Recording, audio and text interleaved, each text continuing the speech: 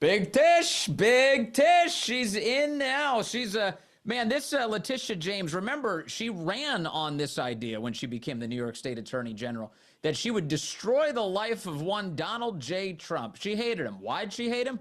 Because he's the most effective president of our lifetime. He's a Republican. He is a denunciation of everything that the left stands for in this century. And as a result, the left has thrown every single thing they could at him and the kitchen sink. And Letitia James, well, again, she ran on this issue. Remember this, let's go to cut 7. This is Letitia James over time as she was saying, I'm going to get Trump. The president of these United States is not above the law. No matter how rich, powerful, or politically connected you are, everyone must play by the same rules. Please sue him for us. Oh, we're going to definitely sue him. We're going to be a real pain in the And now the Trump Justice Department may be a pain in her you-know-what. That's exactly angle right. has obtained shocking That's exactly allegations right. All right, leveled by the Trump administration against New York. So yeah, no, this is great. So Letitia James ran on this forever, and was like, we gotta crush Donald Trump, and no, how'd that work out for you? And remember, the Letitia James prosecution of Trump was that he had come up with fraudulent values for his properties in order to secure favorable loan terms, and they invented all of this garbage. You get that goofy judge, Arthur Engoron, in court, he looked like a complete lunatic, constantly trying to hurt Trump. They said that Mar-a-Lago was worth nothing and that President Trump couldn't use it as collateral. Meanwhile, remember, the actual result of that case is that none of the banks felt like they were defrauded, that the case itself ended up going in Trump's favor in the end. The entire judgment got thrown out against President Trump. So it was just, everything about it was an embarrassing political hit job against the president of the United States. And now Letitia James, well, she's getting a taste of her own medicine. And this time, she's actually guilty of the thing that she accused Trump of, as usual. At least the evidence definitely is stacked up against her. Here's the news last night as it was delivered by CNN. Cut 1, take a look. Kristen, I understand we have some legal breaking news. Yeah, we have just learned that New York Attorney General Letitia James, who obviously brought the charges and won against President Donald Trump, has just been indicted by the Department of Justice. This was a case that President Trump wanted to be brought. It's a mortgage fraud case, and it's also what led to the leaving of the U.S. Attorney in the Eastern District of Virginia. Eric Siebert would not bring these charges. We heard he had reservations about bringing these charges, and instead he left that position, and President Trump handpicked Lindsay Halligan to serve as the U.S. attorney in that district. Okay, so I want to unpack a little bit of what you just heard there. One, it brings me glee to see CNN to have to report that news because they didn't want to have to report that news, but there it was last night. And instantly you can begin to see what they're saying, even in the breaking news component. This is before they had even seen the indictment. They're saying things like, there was a U.S. attorney who just left the job, Eric Siebert, and he refused to prosecute Letitia James because he didn't see enough evidence to support it. They are being very credulous to a left-wing talking point right now that has no basis whatsoever in the available evidence. I'll get to the actual indictment in a moment, but that guy, Eric Siebert, had all sorts of evidence against both James Comey and Letitia James and was dragging ass in bringing a prosecution against either of them. And the reality is the Trump Justice Department detected that this guy was trying to run out the clock on James Comey and was not bringing a well-predicated prosecution against Letitia James. And it seems very clear to everyone who was observing this that this guy wasn't doing it because he was in bed with the Democrats. He had the enthusiastic endorsement of the Democrat senators of the state of Virginia, Mark Warner and Tim Kaine, who said that that guy should be the full-time U.S. attorney running the shop. Okay, well, when you get an endorsement from Tim Kaine and Mark Warner, it should cause normal people everywhere to pause and go, what? How did you get endorsed by those goons? And I think the answer was in the fact that he was protecting Democrats at every turn. And so here we have now 2 prosecutions out of Virginia. You get these prosecutions from the Eastern District of Virginia against James Comey, against Letitia James, and they seem awfully well predicated. In fact, they're so well predicated that the grand juries in both cases looked at the evidence and said, yes, there is enough here for the charges. In James Comey's case, for instance, the grand jury considered 3 different charges. They didn't say yes on all 3. They only said yes on 2. They turned 1 down. In other words, they were making a judgment call based on each charge. It wasn't some easy process. It was a deliberative, considered process. And James Comey catches 2 charges as a result of that. We just saw him arraigned this week in court. He pleads not guilty. Now he's got a court process to deal with. He earned it. Good luck, James.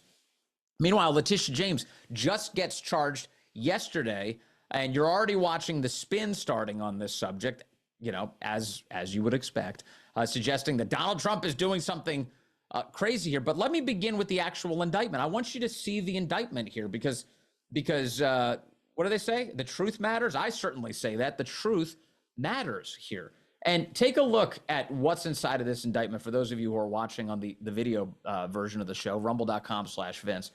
Point 5 in the indictment lays out that it was back in August of 2020 that Letitia James purchased a 3-bedroom, 1-bathroom property in Norfolk, Virginia, and financed it with a mortgage loan of about $109,000. That was the plan. She got a mortgage for $109,000. And in so doing, with this mortgage, she classified this as a second property. She had a signed second home rider. In other words, she was saying that this is a place that I am going to live personally as her secondary residence. And it prohibits the use of that residence as a timeshare or as a shared ownership arrangement or any agreement that requires her either to rent the property or give any other person control over the occupancy or use of the property. Let me just shorten that for you. It's not allowed to be an investment property based on the terms of the loan she took. She took it as a second residence. Despite those representations, the property was not occupied by Letitia James as a secondary property. And instead, it was used as a rental investment. She rented the home to a family of 3 people. That misrepresentation allowed Letitia James to obtain favorable loan terms, not available for investment properties, including a note rate of 3%, which avoided the higher investment property rate of 3.815%. Now, for anybody who's ever secured a loan, you know how meaningful it is even to have small percentage changes over the life of that loan. And for Letitia James, in the end, because of the maneuvering she made in these documents, the misrepresentations, according to prosecutors, she was able to save herself $19,000 over the life of the loan. In other words, she stiffed the mortgage company $19,000 she would have owed them had she told them the truth about the property. Now, look at this. You tell me, is this or is this not an open and shut case? The indictment here is only 5 pages long. The relevant facts fit within 4 little tiny paragraphs, and it's hard to imagine how she's going to be able to squirm out of this. No wonder the grand jury looked at this and said, we've got her. This is bring the charges, baby. And so she catches the charges here. The indictment comes through. She gets 2 counts. Count 1 is bank fraud.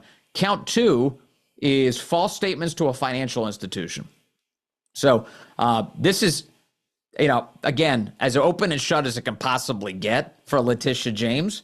Yes, open and shut case, says Rick Sturd inside of the chat. Yeah, I agree with you. I look at this thing and I'm like, even I can understand this. Even a simple man like me can understand. What did she do?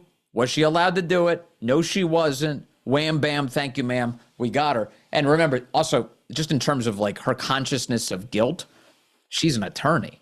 She's the attorney general of the state of New York.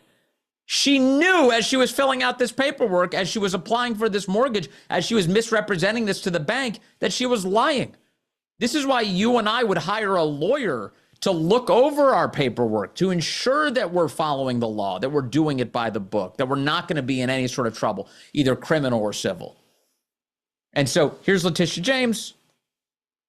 She's in trouble. She's in trouble. And boy, it couldn't happen to a more deserving person. Isn't that great? So as Big Tish would say, no one is above the law. She would say that, wouldn't she? She would say that. She has said that. In fact, when she was going after Donald Trump, she very happily said on X and everywhere else, no one is above the law. In fact, here's video of Big Tish saying, cut 2, nobody's above the law. Donald Trump and the other defendants have committed persistent and repeated fraud. Last week, we proved that in our motion for summary judgment. Today, we will prove our other claims. My message is simple. No matter how powerful you are, no matter how much money you think you may have, no one is above the law. And it is my responsibility and my duty and my job to enforce it. The law is both powerful and fragile. And today in court, we will prove our case. I thank you all for being here. And again, justice will prevail. Thank you.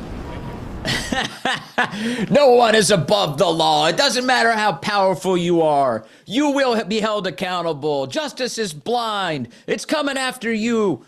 Yeah. How does it feel, Tish? How does it feel?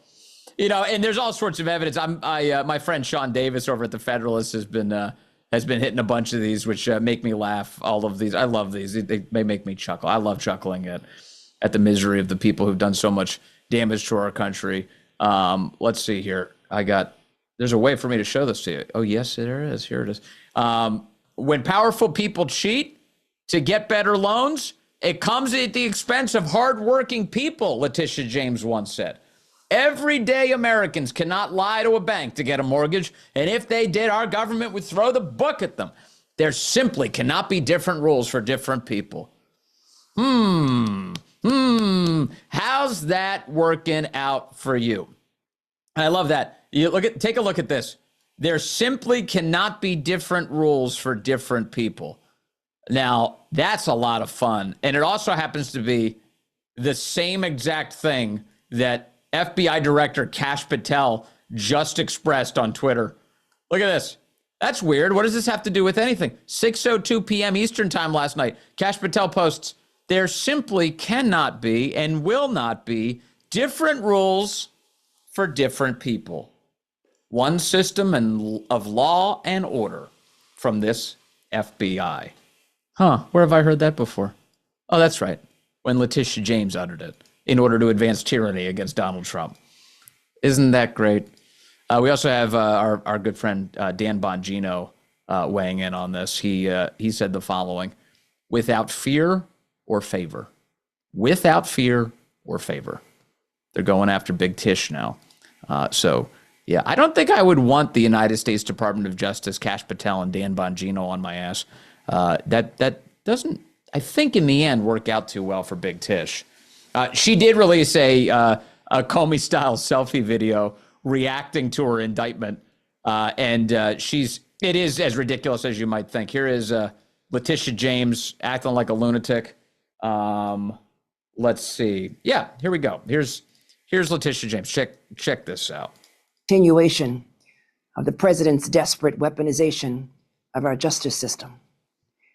He is forcing federal law enforcement agencies to do his bidding. All because I did my job as the New York State Attorney General. These charges are baseless. And the president's own public statements make clear that his only goal is political retribution. Can we feel any more joy? I mean, this is the funniest thing ever. I'm having the most schadenfreude ever. Every time I see this, she's releasing this whiny little video about how, this is such an injustice. What a miscarriage of justice here that's going on. I'm being targeted just simply because I'm a political opponent. Lady, that's what you did. At any cost. The president's actions are a grave violation of our constitutional order and have drawn sharp criticism from members of both parties. His decision to fire a United States attorney who refused to bring charges against me and replace them with someone who is blindly loyal not to the law, but to the president. What a liar. Is antithetical to the bedrock principles of our country. Isn't that rich? Isn't that rich? The tyrant lecturing you about how justice is supposed to go in our country. So as I mentioned, it's not just her. The left broadly is already trying to pretend that she's completely innocent here, that she did nothing wrong. Stop hassling her. One of the leading attorneys on the left is a jackass called Mark Elias. He's the one who's constantly trying to steal elections on behalf of Hillary Clinton and others. He's the one who cooked up the Steele dossier, by the way, and did that through his law firm. And so this is par for the course. But he got on MSNBC last night. He was instantly whining over the prosecution of Letitia James, and he said, "We've reached scary territory." He's nervous that he may be held accountable. That's what's happening here. I think really what we are living in now is we need to recognize that this is the reality. This is not surreal. Right. This is real. This is not the abnormal. This is the normal. Like, this is the world that we now live in. We live in a world in which the President of the United States is able to get anyone in the country who he wants indicted to be investigated by the FBI. False. To be pursued. This is utterly false, what he's saying, by the way. No, he can't. Remember the people who were assaulting cops in Washington, D.C., that were throwing sandwiches into the chest of federal law enforcement, caught on camera assaulting cops, and then it would be presented to a D.C. grand jury. He was like, hey, let's get an indictment against these people, caught on camera doing these assaults. And then the grand juries in D.C. refused because they're populated with corrupt Democrats who said, no, we're not going to prosecute these people. We hate Trump, and we don't care if it was caught on camera. So no, Trump is not able to secure prosecutions against anybody he wants. The Justice Department not able to do that. They're still going through the grand jury process. The evidence still has to be considered, and charges have to be brought. So Mark Elias is just lying to you. Have their house raided, and if they can find a bare minimum of a grand jury quorum anywhere, they will get indicted. And the days of the Department of Justice and the rules that everyone keeps citing to me, well, the rules of this, rules of that, those rules, that rule book is gone. Okay, those rules are gone. Oh my God. This is a president who believes he controls. So look, this is really important because Mark Elias, first of all, is one of the leading lawyers on the left. So if you're going to look for what they're doing legally around the country and certainly in the years to come, look to what Mark Elias does, because he's really their key guy. He is using an inversion of the argument. This is all projection that, the norms have been blown through, that somehow that, the whole justice system has been suborned here, and that now people are being attacked merely because of their politics, not because of underlying violations of criminal law. That's what you do. This is the behavior of the left, and it has been the behavior of the left. The nightmare scenario that they're now undergoing, that they didn't expect, that they tried to stop through lawfare, was that Donald Trump would return to office to hold them accountable. And I want to remind the nothing happens crowd. There are dead enders out there who've just given up. They blackpilled a long time ago, and they just like, whatever, throw their hands up. They've ejected from politics.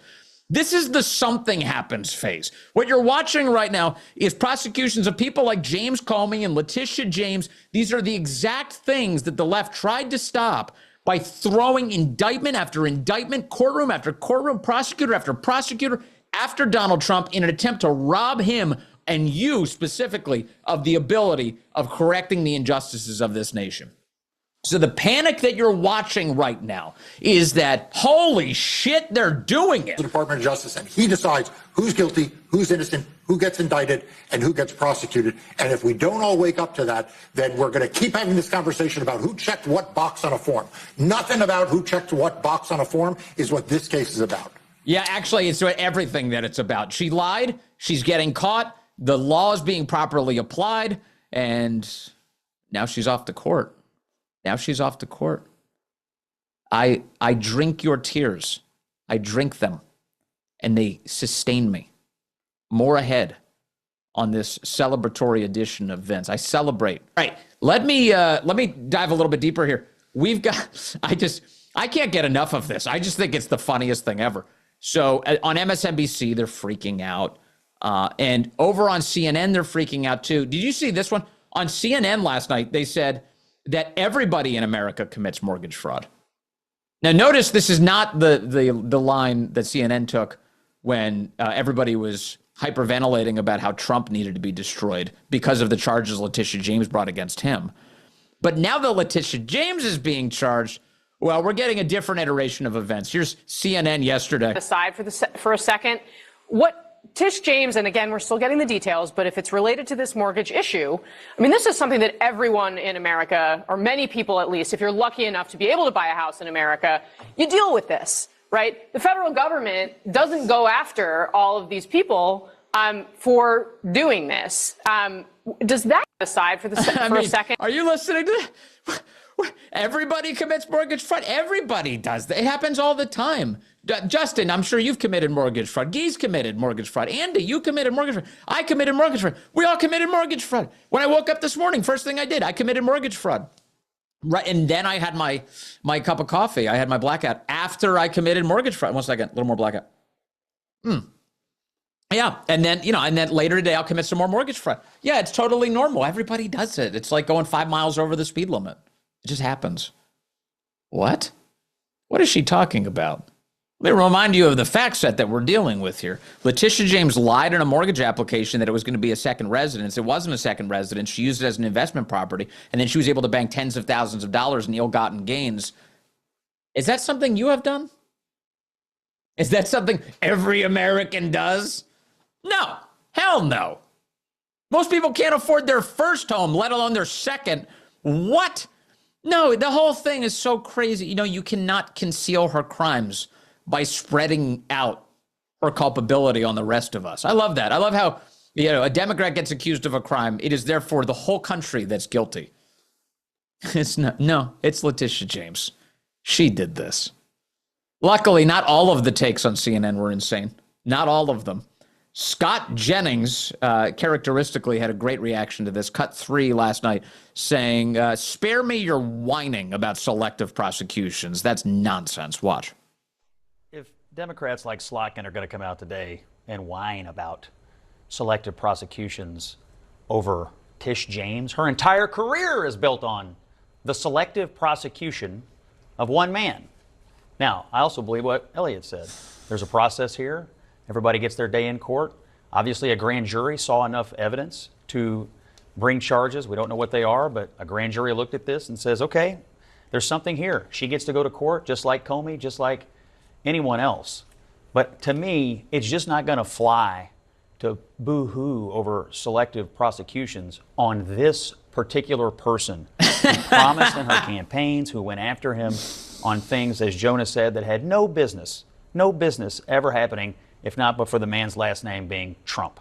So I'm not going to. How is that not a two wrongs make a right argument? I'm not saying it's right or wrong. I'm saying she gets her day in court. I'm saying a grand jury saw enough evidence to bring charges, and I'm saying she gets to go to court and tell her side of the story, and then we'll see what happens. But I'm just arguing the political debating issue here. Democrats are going to say, this is the first time we've ever had somebody go down the road of selective prosecutions on her. Give me a break. Yeah, no, Scott's completely right there. I'll add one caveat though. He hedged in the middle. He was about. I'm not going to judge what's right or what's wrong with these cases. I'm just making the political point. I will. I'll say that the case against Trump was never in any way properly predicated. It was a novel, insane, and tyrannical application of the law to try and destroy Trump because he's Trump, not because of any underlying violation of the law. Meanwhile, Letitia James, this indictment is as clean as it gets. It is pretty obvious that this woman is going to have some real problems trying to convince a jury that she's not guilty here. And so, in other words, there are drastic differences in the quality of these cases. And Letitia James, she seems very credibly accused of breaking the law here. So good luck in court, Tish. Big Tish now facing the music, which is wonderful. I'm very excited about that.